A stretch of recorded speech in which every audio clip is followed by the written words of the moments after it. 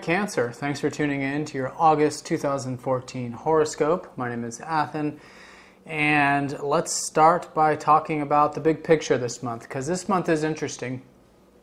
We've got the fast-moving polarities of masculine and feminine planets, Venus and Mars, merging and going into the same sign as the slow-moving masculine and feminine planets, which is Jupiter and Saturn.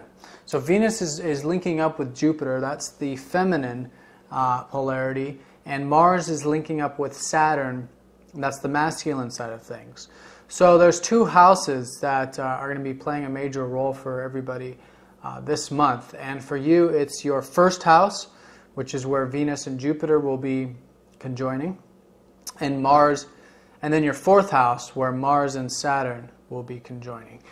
So let's talk about the big picture first, because this month, because Venus and Mars are going into these areas where Jupiter and Saturn have been transiting for some time, it means this month is a lot to do with going into the details of what's been going on in the big picture, what's been going on for the past months or the past years even.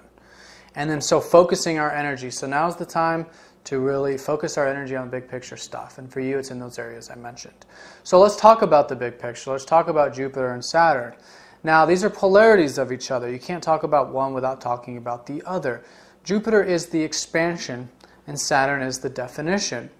If you were to think of Jupiter as the, if you were to think of the sacred geometry that creates our reality, Jupiter is the expansion of that.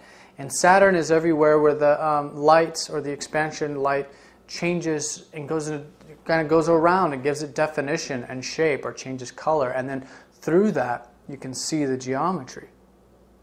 Saturn is like that resistance that the light or the expansion kind of goes around or over or changes a little bit.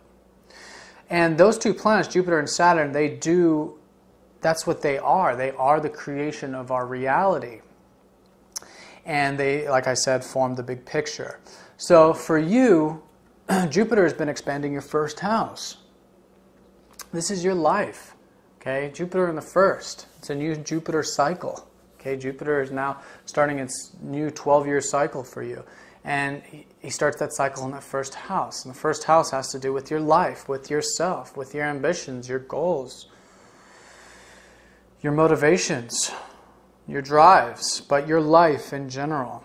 So new beginnings, expansion, opportunities, infinite potential in your life right now at the moment.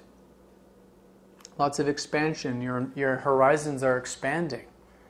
All right, perhaps new, and this is in all areas. The first house rules the entire chart.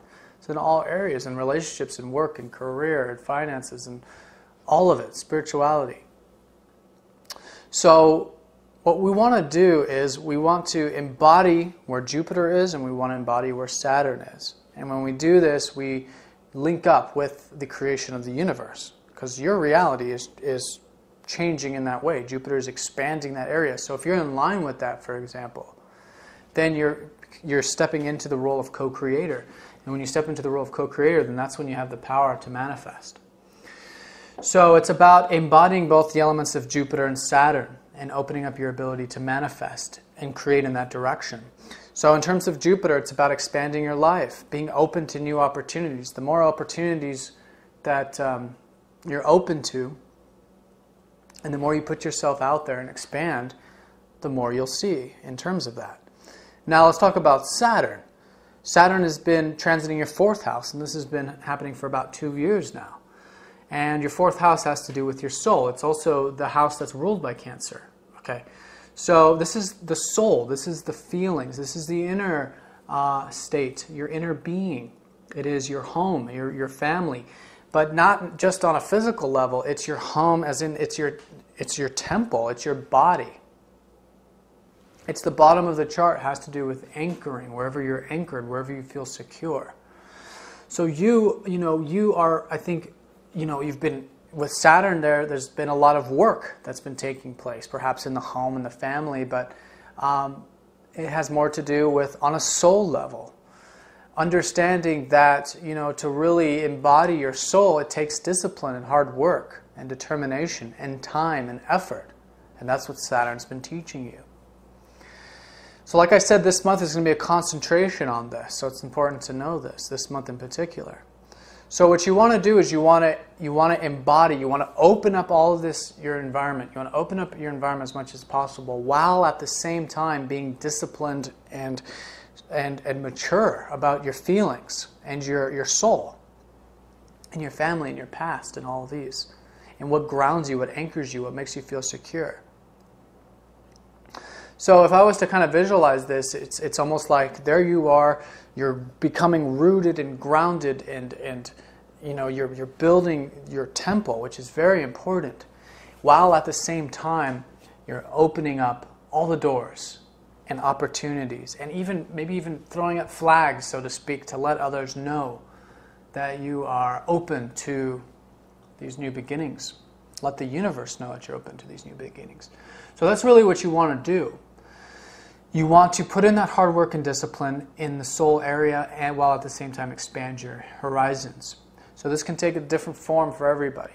But as long as you're doing that, then you're working in tandem with the creation of the universe. And any intentions that you set with that in mind, with wanting these things, with wanting a more secure, grounded soul and emotional state, and wanting new opportunities in your life, any intentions you set in terms of that will definitely have a strong pull for you, and they'll happen faster. The manifestations will happen faster, and will be more likely. They're always likely, but you're creating, so there's no resistance. If we're creating with the universe, in this case, the universe is creating those, in those two areas in particular. In all areas, always, but in terms of your reality, that's where the expansion, the sacred geometry is forming, in this sense. And so, if you're in line with that, then it's going to flow. Everything's going to flow. It's going to be less resistance. But if we're moving in another direction, let's say you're moving in, too much into work or something like that, 6th house stuff instead of the 4th house, for example, and you're forcing it, then it's like you're working against it, and then it takes more effort and more time, and things don't seem to flow as easily. So it's about going with the flow with the universe in the creation. So really expanding the 1st house and becoming more mature and more grounded with the 4th house. Now, like I said, this month is going to be a focus in on this, because we've got Venus joining up with Jupiter and Mars with Saturn. Let's talk about Mars first, because Mars is in your 4th house all month. Okay, Mars is going to be joining up with Saturn. So all of this, discipline that you're doing on a soul level, and with your home and stuff, and hard work that you're putting into it, you're going to have a tremendous amount of energy now this month to put into it. Okay, whatever that is, into these big picture, this big overall theme of yours. So tap into that. Use that energy. Now, wherever Saturn is, we can become a little bit resistant, a little bit withdrawn, okay, a little bit of fear. And that's because there's that resistance to it. For whatever reason, we tell ourselves, for one reason or another, that, we have a little bit of, we don't have enough courage to go through with it. But Mars is now there, and Mars is about facing our fears, confronting our fears, and having the courage and motivation to put ourselves into it. And to do it, to step up.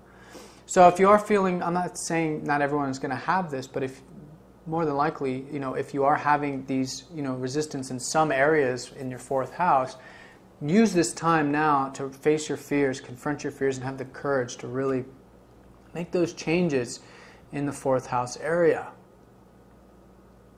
Perhaps it's spiritual, perhaps it's physical as in the home, perhaps it's with relationships in your past, perhaps it's with your family. No matter what, and it's probably more than likely all of that.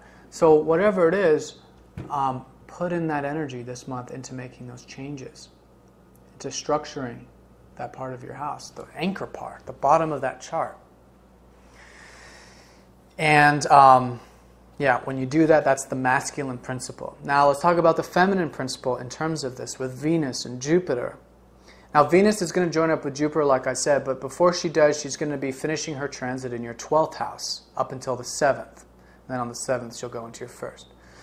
So up until the 7th, for the first week of the month, she's going to be in your 12th house of transcendence, of spirituality, of going with the flow, enjoying that, taking the time to dream, to imagine, to tap into your imaginative, intuitive nature, to keep a dream journal, to do spiritual stuff, meditate, and all this. All of this is enjoyable. So really do that. Continue to do that, because this is energies of July. Continue to do that for the first week. And as long as you're doing that with that disciplined approach and that energy into that 4th house, into those feelings in this home and all that stuff, then you're really working in tandem for the first week.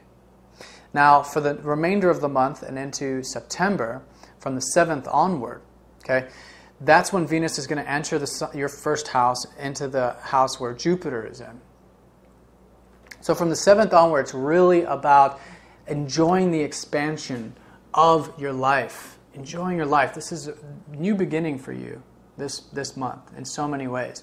You have Jupiter there, who went in there recently, but now you got Venus, okay? It's going to now go into that 1st house and conjoin with Jupiter. It's just magnificent. So new beginnings, new cycle, new life is forming. So enjoy it, okay? Enjoy it. Connect with others. Venus is about connections and relationships also, and enjoyment and values. So get into that, enjoy that, allow your life to expand and enjoy that process, while at the same time, like I said, putting energy into your soul, your home and your temple,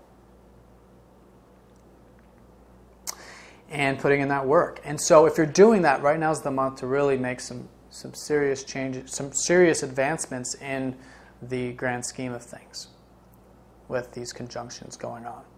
So now let's talk about the moon and the sun, another polarity, feminine and masculine, except the moon, the moon and the sun have to do with your awareness, okay?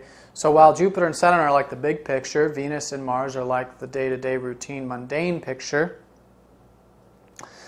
the sun and the moon is your awareness. It's like the sun and the moon, these big illuminating objects, entities in the sky. It's just the illumination. It's what allows us to see. And the sun allows us to see consciousness, through our consciousness, physically see. And the moon allows us to see inside. In other words, to feel. Feeling is our connection to our inner awareness. So when we understand when we understand and we see our life, we have that awareness, then that's what allows us to manifest. Because it's without that awareness, do we have any real intentions? Do we have any guidance? We have to know what we want in order to manifest. So it's very, very important to always have that awareness and that insight. And that's why the sun and moon are so important. So let's talk about that. Now the moon is your ruler, okay? So these new and full moons are very impactful, very important for you. So let's talk about the full moon. Okay, full moon is happening on the 10th. And during this time, the sun is going to be in your 1st house. And it was there in the last part of July as well, illuminating these new beginnings in your life, helping you express yourself and get that awareness of what you're about, what you enjoy out of life, and what your goals and your ambitions are. So continuing to illuminate that. And then on the 10th, there will be that balance between that and then the opposite sign, which is your 7th house, where the moon will be. Understanding how other people play a very important role in all of this. Okay, so the relationships around the 10th are going to play a strong highlight for you. Okay, when the moon opposes the sun during full moon. So around the 10th, really pay attention how other people fit into your life, how they are a part of it, and how they contribute, and how they're there to help, and how you're there to help them. And there's that cohesive mutual respect and bond that takes place that helps, everyone involved.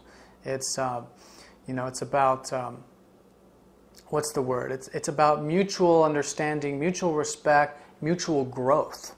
Okay, but in either case, the relationships will take an awareness, I think, for you, a highlight for you first half, or specifically around the 10th. So pay attention to any insights that come to you in terms of relationships.